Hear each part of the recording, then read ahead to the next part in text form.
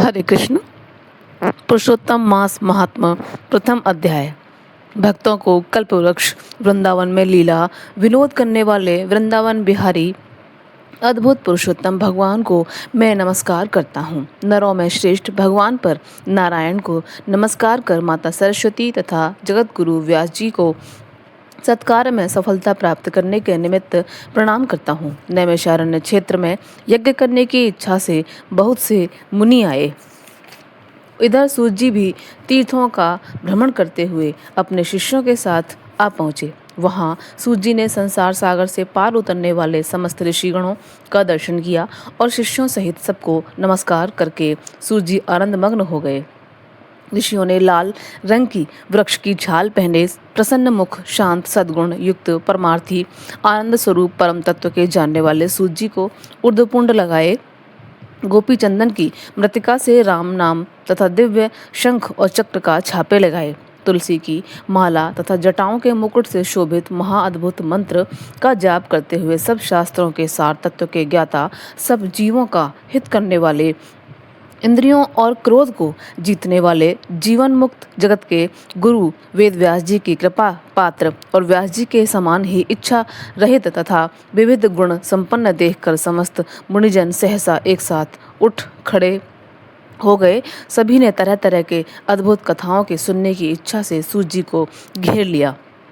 तब सूत जी ने हाथ जोड़कर विनम्र हो ऋषियों को प्रणाम किया। तब ऋषि बोले, परम भगवान सूत जी, आप चिरंजीव हों।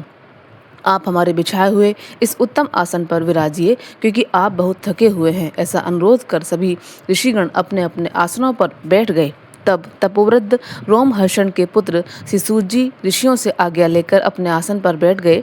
जब सूत जी आसन पर बैठ गए और उनकी थकान दूर हुई, तब मुनियों ने पुण्य कथा सुनने के विचार से सूत जी से कहा, हे सूत जी, आप महाभाग्यवान हैं, क्योंकि आपने गुरु वेद व्यास जी की कृपा से भगवत रहस्यों को वर्णन करने की शक्ति प्राप्त की है। आप सकुशल तो हैं, न जाने बहुत दिन पश्चात आप आज नैमिषारण्य में कैसे आ गए। आप वेद व्यास जी के शिष्यों में श्रोमणी हम सब के पूज्य हो। हम लोगों ने इस संसार सार रूप सहस्त्रों कथाएं सुनी हैं, उनमें भी सार रूप और श्रेयस्कर आपके मन में जो परिणाम में शुभदायक निश्चित विषय हो, जो संसार रूपी समुद्र में डूबे हुए लोगों को पार लगाने वाला हो, अज्ञान रूपी अंधकार में ग्रसे हुए लोगों को ज्ञान रूपी मंत्र देने वाले हों। सूत जी, आप इस संसार रूपी रोगों के नष्ट करने के लिए रसायन के समान उत्तम कथा रूपी सार को हमारे सम्मुख वर्णन कीजिए, जिसमें हरि लीला रूपी रस मिला हुआ हो और परमानंद का कारण हो। ऋषियों के ऐसे वचन सुनकर सूत जी हाथ जोड़कर आदर करते हुए बोले, हे मुनिजनों, आप मेरा मनोहारी उपाख्यान सुनिए। मैं पहले पुष्कर नाम के तीर्थ को गया। वहाँ स्नान करके देवताओं ऋषियों और पितरों को तर्पण आदि से तृप्त किया। पश्चात जन्म मरण आदि सब बंधन विषयानी यमुना के तट पर गया।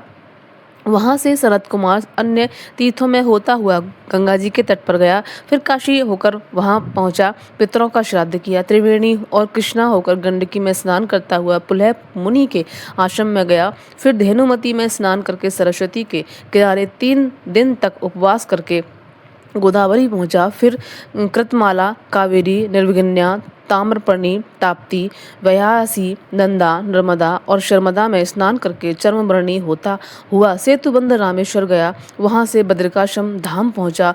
वहां नारायण का दर्शन कर तपस्वियों को नमस्कार करके फिर नारायण की स्तुति कर सिद्ध क्षेत्र आया। इन सभी तीर्थों में भ्रमण करते हुए कुरुक्षेत्र गया। वहां से जंगल देश होता हुआ मैं हस्तिनापुर पहुंचा। वहां पर मैंने सुना महापुण्यवान राजा परीक्षित बहुत से ऋषियों के साथ गंगा जी को जा रहे हैं।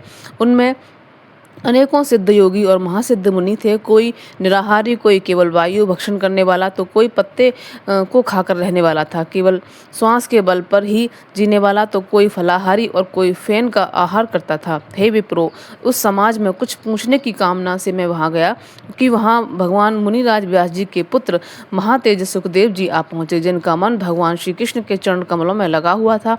उनकी 16 वर्ष की आयु भी शंख के समान कंठ, लंबे और चिकने केशों से घिरा हुआ मुख था।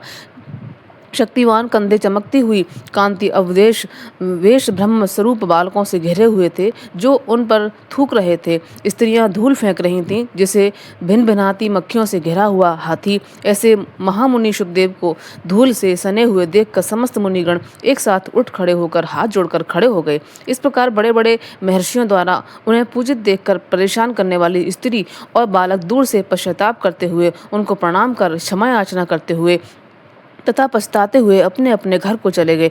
तब मुनियों द्वारा बिछाए गए कमल चक्र जैसे ऊंचे शिष्ट आसन पर सुखदेव जी विराजे। वहां व्यास पुत्र ज्ञान रूपी महासागर सुखदेव जी ऋषियों द्वारा पूजे गए ऐसे शोभा पाने लगे जैसे तारागणों के मध्य चंद्रमा। पहला अध्याय समाप्त। हरे कृष्ण, राधे राधे।